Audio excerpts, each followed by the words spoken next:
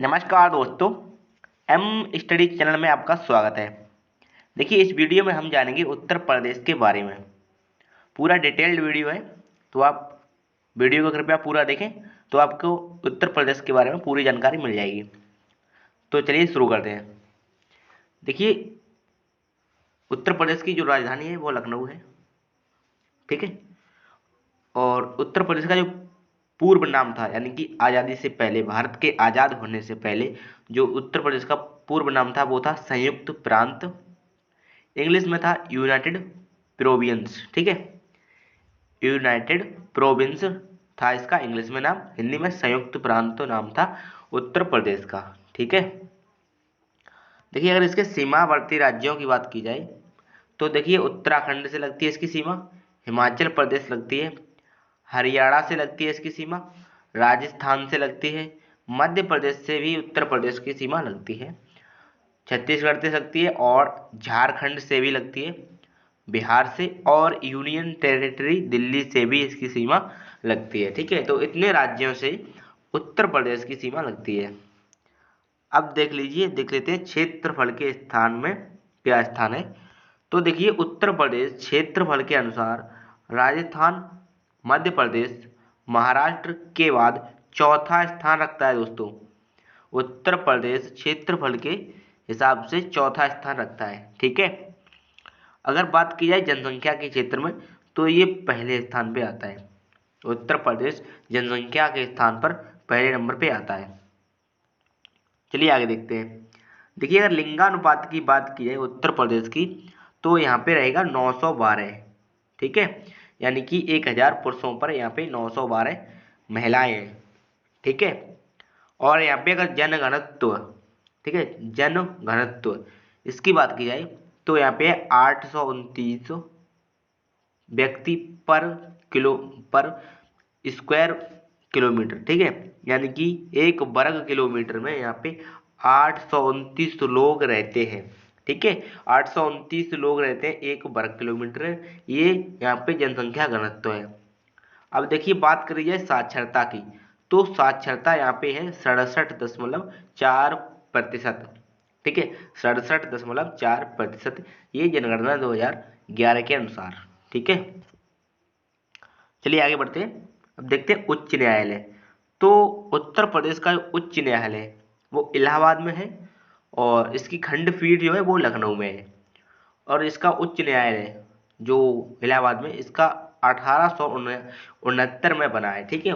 इलाहाबाद उच्च न्यायालय जो कि उत्तर प्रदेश में है, 1869 में बना है। अगर भाषा की बात की जाए, उत्तर प्रदेश की भाषा देखिए तो हिंदी और उर्दू, यहाँ पे दो भाषाएं आपको देखने को मिलेंगी, हिंदी और उर्दू, ठीक है। चलिए अब आगे बढ़ते हैं। देखिए, यहाँ पे अगर मंडल और की बात की जाए, मंडल यानी कि संभाग, संभाग यानी कि मंडल, तो 18 मंडल हैं उत्तर प्रदेश में, ठीक है। 18 मंडल हैं उत्तर प्रदेश में, आप लोग याद रखेंगे। और जिलों की बात की जाए तो यहाँ पे 75 जिले हैं उत्तर प्रदेश में, 75 जिले हैं, ठीक है। चलिए आगे बढ़ते हैं अब। देखिए, कुछ क्वेश्चन हैं, जैसे यूपी का सबसे बड़ा जिला तो हो जाएगा लखीमपुर खीरी, ठीक है। यूपी का यदि सबसे बड़ा जिला पूछा जाए तो लखीमपुर खीरी। यूपी का सबसे बड़ा मंडल तो लखनऊ हो जाएगा। यूपी का सबसे बड़ा शहर वो भी लखनऊ है, यानी कि यूपी का सबसे बड़ा मंडल है वो भी लखनऊ है, और सबसे बड़ा शहर वो भी आपका लखनऊ हो जाएगा। चलिए आगे बढ़ते हैं। देखिए, यहाँ के राजकीय पशु यानी कि स्टेट एनिमल की बात की जाए तो आपका है ये बारहसिंगा।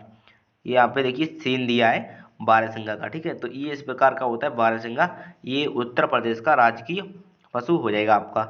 देखिए, राजकीय यहाँ पे पशु, यहाँ पे पशु हो गया है, ये पक्षी होगा यहाँ पे, ठीक है। ये राजकीय पक्षी यहाँ पे है, तो राजकीय पक्षी सारस है, ठीक है। सारस यहाँ पे है, राजकीय पक्षी सारस उत्तर प्रदेश का। और राजकीय वृक्ष देखिए यहाँ पे अशोक का वृक्ष हो जाएगा, अशोक का वृक्ष यहाँ पे राजकीय वृक्ष हो जाएगा उत्तर प्रदेश का, ठीक है। और बात करते हैं तो राजकीय पुष्प, तो ये पुष्प है देखिए, ब्रह्म कमल बोलते हैं इसको, और कहीं कहीं पलाश भी बोलते हैं। तो ये इसका ब्रह्म कमल यानी कि पलाश, ये उत्तर प्रदेश का राजकीय पुष्प है। आगे बढ़ते हैं। राजकीय चिन्ह की बात की जाए तो देखिए ये वाला राजकीय चिन्ह है मछली एवं तीर कमान। तो यहाँ पे ये तीर कमान बना हुआ है इस प्रकार से, और ये मछली यहाँ पे किनारे किनारे, ठीक है, बहुत ही सुंदर लग रहा है ये देखने में।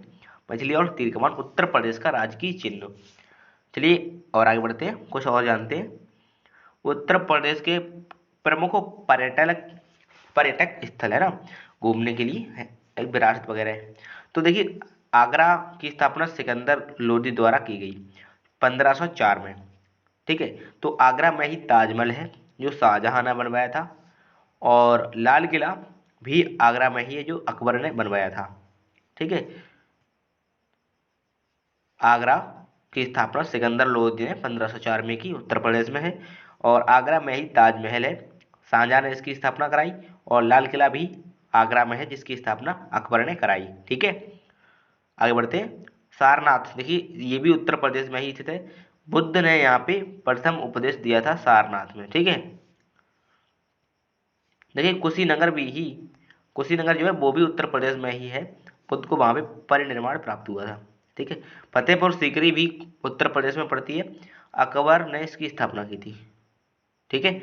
अकबर ने फतेहपुर सीकरी की स्थापना की थी, सीकरी की, जो कि उत्तर प्रदेश में ही स्थित है। चलिए अगला देखते हैं। देखिए अगले कुछ पॉइंट दिए हैं उत्तर प्रदेश के प्रमुख विश्वविद्यालय। तो कौन कौन से विश्वविद्यालय हैं उत्तर प्रदेश में? देखिए बनारस हिंदू विश्वविद्यालय उत्तर प्रदेश में है, अलीगढ़ मुस्लिम विश्वविद्यालय उत्तर प्रदेश में है, इलाहाबाद विश्वविद्यालय भी उत्तर प्रदेश का है विश्वविद्यालय है, ठीक है। देखिए बनारस हिंदू विश्वविद्यालय की पूछा जाए स्थापना कब हुई, तो 1916 में हुई है। मदन मोहन मालवीय द्वारा इसकी स्थापना करी गई, ठीक है। बनारस हिंदू विश्वविद्यालय की स्थापना मदन मोहन मालवीय द्वारा 1916 में की गई। ये प्रश्न कई बार टेट में पूछा जा चुका है, ठीक है, सी टेट या यूपी टेट में, यूपी टेट में पूछा गया है इसे। और अलीगढ़ मुस्लिम विश्वविद्यालय, इसकी स्थापना 1921 में की गई सर सैयद अहमद खां के द्वारा, ठीक है। सर सैयद अहमद खां के द्वारा 1921 में स्थापना की गई अलीगढ़ मुस्लिम विश्वविद्यालय की, और इसको स्थापित किया 1887 में, ठीक है, इलाहाबाद विश्वविद्यालय को। चलिए आगे बढ़ते हैं। अब उत्तर प्रदेश की कुछ जनजातियां, कौन कौन सी जनजातियां यहाँ पे देखिए, थारू है, बुक्सा, माहीगिरी और खरवार। उत्तर प्रदेश में ये जनजातियां पाई जाती हैं, थारू और बुक्सा, माहीगिरी और खरवार, ठीक है। और कुछ देखते हैं उत्तर प्रदेश के बारे में, तो है उत्तर प्रदेश के प्रमुख शोध संस्थान। तो एक तो है आपका राष्ट्रीय शोध संस्थान यानी कि सेंट्रल ड्रग रिसर्च इंस्टीट्यूट जो कि लखनऊ में स्थित है, ठीक है, राष्ट्रीय शोध संस्थान जो कि लखनऊ में स्थित है। दूसरा है आपका नेशनल बॉटनिकल रिसर्च इंस्टीट्यूट, ये भी लखनऊ में। तो यहाँ पे दो प्रमुख शोध संस्थान है, राष्ट्रीय शोध संस्थान और नेशनल बॉटनिकल रिसर्च इंस्टीट्यूट, ठीक है, ये दोनों लखनऊ में है। आगे बढ़ते हैं। तो प्रमुख औद्योगिक संस्थान, देखिए कुछ औद्योगिक संस्थान भी हैं उत्तर प्रदेश में प्रसिद्ध वाले, जैसे भारतीय इलेक्ट्रॉनिक्स गाजियाबाद, ठीक है। और दूसरा है हिंदुस्तान एरोनॉटिकल लिमिटेड, ये आपका कानपुर में पड़ता है। और तीसरा बहुत ही प्रसिद्ध और यानी कि जानने वाला, सभी लोग इसे जानते हैं, खनिज तेल शोधक कारखाना मथुरा में, ठीक है। खनिज तेल शोधक कारखाना मथुरा में स्थित है उत्तर प्रदेश में। और ये तीनों हो चुके हैं। चलिए आगे बढ़ते हैं। देखिए अब उत्तर प्रदेश से कुछ क्रांतिकारियों के बारे में बात की जाए तो राम प्रसाद बिस्मिल, ठीक है, इनका जन्म 11 जून 1897 को शाहजहाँपुर जिले में हुआ। ये उत्तर प्रदेश से बिलोंग करते हैं, ठीक है, राम प्रसाद बिस्मिल। आगे बढ़ते हैं। तो बटुकेश्वर दत्त भी उत्तर प्रदेश से ही बिलोंग करते थे। 18 नवंबर 1910 को इनका जन्म हुआ था, वर्धमान जिला ब्रिटानी में हुआ था, ठीक है, 18 नवंबर 1910, ठीक है, वर्धमान जिले में। रोशनलाल भी उत्तर प्रदेश से बिलोंग करते थे, इनका जन्म हुआ था 20 जून 1954 को, ठीक है, रायगढ़ के छत्तीसगढ़ में उस समय, ठीक है, फिर बाद में ये तो 1954 में हुआ था, ठीक है, रायगढ़ के छत्तीसगढ़ में उस समय हुआ था, ठीक है। चलिए आगे देखते हैं। लाला हरदयाल का जन्म तो इनका हुआ था 1884 में दिल्ली में। ठीक है, मतलब ये थोड़ा सा चेंज हुआ है ना 84 में। दिल्ली जैसे पहले जो सीमाएं थी तो क्या हुआ था उस समय थोड़ी डिफरेंट थी, बाद में ये आके सही हो गया। अब वर्तमान में देखा है तो इनका उत्तर प्रदेश में ही पड़ता है। ठीक है, इस प्रकार से। और राजेंद्र लाडी का जन्म 30 जून 1901 को हुआ था। तो ये कुछ थे अब क्रांतिकारी, जैसे राम प्रसाद बिस्मिल, बटुकेश्वर दत्त, रोशन लाल, राजेंद्र हरदयाल, सॉरी लाला हरदयाल और राजेंद्र लाहिड़ी। चलिए कुछ नेता लोग देख लेते हैं। जैसे उत्तर प्रदेश के नेता लोग में मोतीलाल नेहरू, पंडित जवाहरलाल नेहरू और गोविंद वल्लभ पंत, ये लोग उत्तर प्रदेश थे। देखिए ये भी इलाहाबाद से और ये भी इलाहाबाद से। इनका जन्म 1861 में हुआ, इनका हुआ 1889 में। लाल जो ये पंडित जवाहरलाल नेहरू थे वो भारत के प्रथम प्रथम प्रधानमंत्री रहे 1947 से 1964 तक। ठीक है, गोविंद वल्लभ पंत 1887। चलिए आगे बढ़ते हैं। जिनका जन्म 1887 में हुआ था। और लाल बहादुर शास्त्री ये भी उत्तर प्रदेश से थे, इनका जन्म 1904 में हुआ। गणेश शंकर विद्यार्थी 1890 में इनका जन्म हुआ, ये भी उत्तर प्रदेश से थे। और संपूर्णानंद ये भी उत्तर प्रदेश से बिलोंग करते थे। चलिए आगे बढ़ते हैं और देखते हैं उत्तर प्रदेश के प्रथम मुख्यमंत्री की बात की जाए तो गोविंद वल्लभ पंत। उत्तर प्रदेश के प्रथम राज्यपाल की बात की जाए तो देखिए आज़ादी से पहले उत्तर प्रदेश के राज्यपाल रहे थे सर हरकोर्ट स्पेंसर बटलर। ठीक है, सर हरकोर्ट स्पेंसर बटलर आज़ादी से पहले उत्तर प्रदेश के राज्यपाल रहे थे जनवरी 1921 में। ठीक है, आज़ादी के बाद सबसे पहले बनी सरोजिनी नायडू 15 अगस्त 1947 को। ठीक है, उत्तर प्रदेश की राज्यपाल। आगे बढ़ते हैं तो उत्तर प्रदेश की प्रथम महिला राज्यपाल तो भी श्रीमती सरोजिनी नायडू रही थी। उत्तर प्रदेश की प्रथम राज्यपाल महिला श्रीमती सरोजिनी नायडू रही थी। दोस्तों वीडियो पसंद आए तो लाइक कर देना और चैनल को सब्सक्राइब कर लेना। ठीक है, ऐसे वीडियो आपको इस चैनल पर मिलते रहेंगे। उत्तर प्रदेश की प्रथम महिला मुख्यमंत्री तो सुचेता कृपलानी थी। उत्तर प्रदेश की प्रथम महिला मुख्यमंत्री सुचेता कृपलानी। देखिए उत्तर प्रदेश के कुछ राष्ट्रीय कांग्रेस, भारतीय राष्ट्रीय कांग्रेस के अधिवेशन हुए थे उत्तर प्रदेश में, उनको देख लेते हैं आगे। जैसे 1888 में इलाहाबाद में हुआ जॉर्ज यूल की अध्यक्षता में। 1899 में लखनऊ अधिवेशन हुआ रमेश चंद्र दत्त की अध्यक्षता में। ठीक है, दो अधिवेशन हो गए, 1888 इलाहाबाद जॉर्ज यूल, 1899 लखनऊ रमेश चंद्र दत्त। आगे बढ़ते हैं तो देखिए 1905 में हुआ बनारस। बनारस में हुआ गोपाल कृष्ण गोखले की अध्यक्षता में। और अगला हुआ 1916 में लखनऊ में अंबिका चंद्र मजूमदार की अध्यक्षता में। और 1925 में हुआ कानपुर में श्रीमती सरोजिनी नायडू के द्वारा। ठीक है, चलिए आगे बढ़ते हैं। देखिए पक्षी विहार के बारे में देखते हैं उत्तर प्रदेश में कौन कौन से पक्षी विहार हैं। देखिए लाख बख्श पक्षी विहार 1988 में स्थापित किया गया कन्नौज में। और बखीरा पक्षी विहार 1990 में स्थापित किया गया बस्ती में। समसपुर पक्षी विहार 1987 में स्थापित किया रायबरेली में। ठीक है दोस्तों, ये बहुत ही इंपॉर्टेंट है, आप लोग ध्यान से वीडियो को देखें पूरा। ठीक है, 3 पक्षी विहार हैं, बहुत ही इंपॉर्टेंट है। 1988 कन्नौज, 1990 बस्ती। स्थापना वर्ष इनका दिया गया है।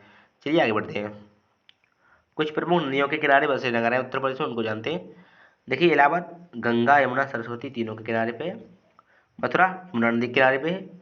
और लखनऊ गोमती नदी के किनारे पर है। कानपुर गंगा नदी के किनारे पर है। और वाराणसी भी गंगा नदी के किनारे पर है। ठीक है, चलिए आगे बढ़ते हैं। प्रमुख वन्यजीव विहार देख लेते हैं। देखिए चंद्रप्रभा पंछी विहार स्थापना हुई 1956 में वाराणसी में। किशन वन्यजीव विहार 1972 में इसकी स्थापना हुई लखीमपुर खीरी में। ठीक है, और दुधवा राष्ट्रीय उद्यान 1977 में इसकी स्थापना हुई ललितपुर में। और हस्तिनापुर वन्यजीव विहार इसकी स्थापना हुई 1986 मेरठ में। ठीक है, हस्तिनापुर वन्यजीव विहार मेरठ में। दुधवा राष्ट्रीय उद्यान ललितपुर में। किशन वन्यजीव अभ्यारण्य तो लखीमपुर खीरी में। और राष्ट्रीय चंबल वन्यजीव विहार तो आगरा इटावा में। चलिए अब आगे बढ़ते हैं। उत्तर प्रदेश की कुछ जिले देखते हैं। देखिए इंपॉर्टेंट जो है वही यहाँ पे रखे गए हैं। ठीक है, वैसे तो कई सारे जिले भी होती हैं, नदियाँ भी होती हैं। तो देखिए मानसी गंगा झील मथुरा जिले में पड़ती है। और चंदेला झील लाहौल स्पीति जिले में पड़ती है। करेला झील लखनऊ में पड़ती है। ठीक है, ये 3 इंपॉर्टेंट झीलें हैं उत्तर प्रदेश की, चंदेला, करेला, मानसी। कुछ बहुउद्देशीय परियोजना भी है, जैसे रिहंद बांध परियोजना। सोनभद्र जिले में रिहंद नदी पर पिपरी नामक स्थान पर बनाई गई है। भारत की सबसे बड़ी मानव निर्मित झील है। रिहंद बांध उत्तर प्रदेश और मध्य प्रदेश के बॉर्डर में स्थित है। ठीक है, और देखिए माता टीला परियोजना, यह परियोजना उत्तर प्रदेश और मध्य प्रदेश की संयुक्त परियोजना है। यह ललितपुर के निकट तालवाड़ में स्थित है। यह भारत की प्रमुख नदी घाटी परियोजनाओं में से एक है। माता टीला बांध सन 1958 में बेतवा नदी पर बनाया गया था। ठीक है दोस्तों, बेतवा नदी मध्य प्रदेश में भी बहती है। चलिए आगे बढ़ते हैं।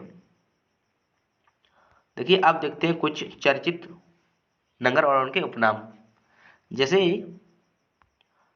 लखनऊ, तो लखनऊ को कहा जाता है नवाबों का शहर, ठीक है, और बागों का शहर। फिरोजाबाद को कहा जाता है नगरी चूड़ी या फिर चूड़ी नगरी और सुहाग नगरी। और गाजियाबाद को कहा जाता है छोटा दिल्ली। अलीगढ़ को कहा जाता है ताला नगरी, अलीगढ़ को कहा जाता है ताला नगरी। बरेली को कहा जाता है सुरमा नगरी, सुरमा नगरी बरेली को कहा जाता है। ठीक है, और देखिए इलाहाबाद को कहा जाता है संगम नगरी या फिर तीर्थराज, संगम नगरी या फिर तीर्थराज। और आगरा को कहा जाता है पेठा नगरी, आगरा को कहा जाता है पेठा नगरी। ठीक है, आगरा को पेठा नगरी। और कानपुर को उद्योग नगर, कानपुर को उद्योग नगर। कन्नौज को इत्र नगरी। ठीक है, कन्नौज को इत्र नगरी कहा जाता है। तो दोस्तों इस वीडियो में इतना ही। आपको समझ चुके होंगे पूरे उत्तर प्रदेश के बारे में, आपने बहुत कुछ जाना। तो वीडियो पसंद आया हो तो लाइक करें, चैनल को सब्सक्राइब करें। मिलते हैं अगली वीडियो में किसी और प्रदेश के साथ। तब तक के लिए नमस्कार।